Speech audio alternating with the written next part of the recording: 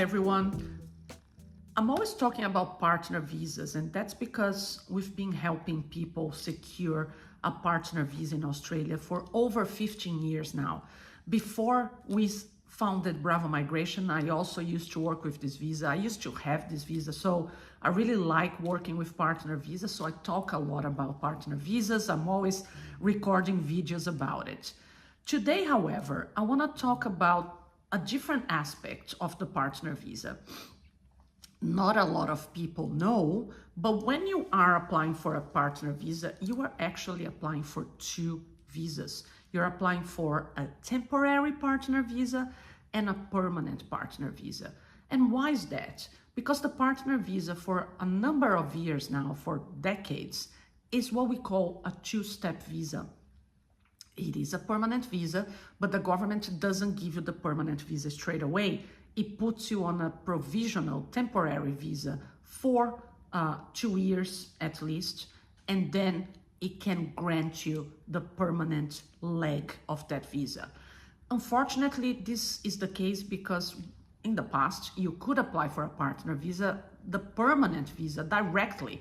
But this created what I call a black market for partner visas, where people would get married, apply for the visa, get permanent residence, and then divorce. And once you have permanent residence, unless the government is able to prove that, you were in a non-genuine relationship, they couldn't really cancel these types of visas. I'm sure they canceled many, but not everyone would have their visas canceled. So a long time ago, they changed this direct permanent application to a two-step visa.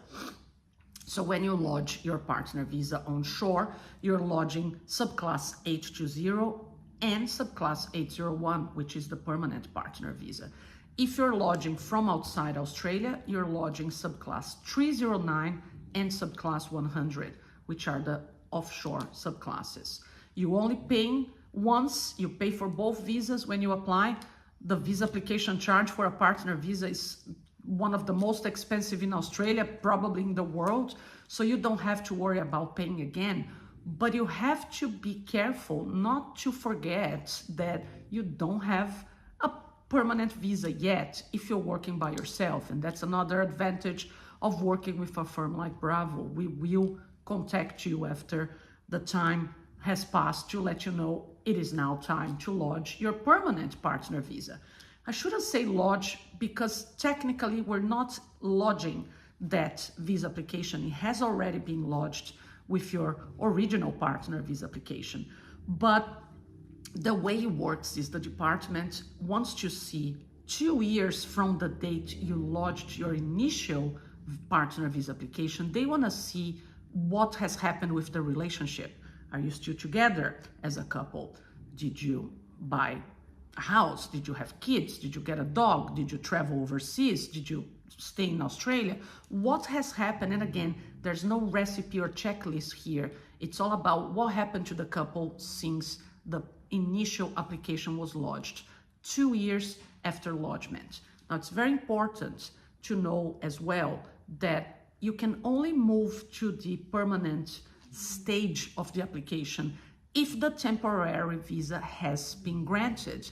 The department, if you look at their website, they estimate that the majority of applications can be granted in under 3 years. So in a lot of cases, we lodged the partner visa application and it's been 2 years already, and our clients say, I want to go for the permanent stage. And I say, yeah, 2 years have passed, but your temporary visa hasn't been granted yet.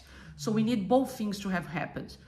2 years have passed since you made the original application, and that temporary visa has been granted. So you need to draft a new application within the IME account. You need to provide information. You need to provide documents, and it has to be 2 years. Sometimes people forget, and if they're working alone, if they're with us, this doesn't happen. And they contact us and say, oh, it's been 3 years and I forgot to go with my permanent visa application stage. Am I in trouble? The temporary visa that is granted, although it is temporary, doesn't have an expiry date. So if you forget to lodge or to prepare your permanent visa application stage, you're not going to be here unlawfully. But the department also has mechanisms. They send an email just before the 2 years to remind candidates. And if we are taking care of your application, we get that email. But I've seen a lot of people who still forget when they're working on their own, and still we manage to save them and say, okay, let's get this organized and lodge this for you straight away. So regardless if you have started with us in your partner visa journey, or if you're at the end and need some help at the end, we can help you in both stages. But it's important to note the partner visa, in most cases, will be a 2-stage visa. So don't get the first grant and think everything's fine. You need to get permanent residence later.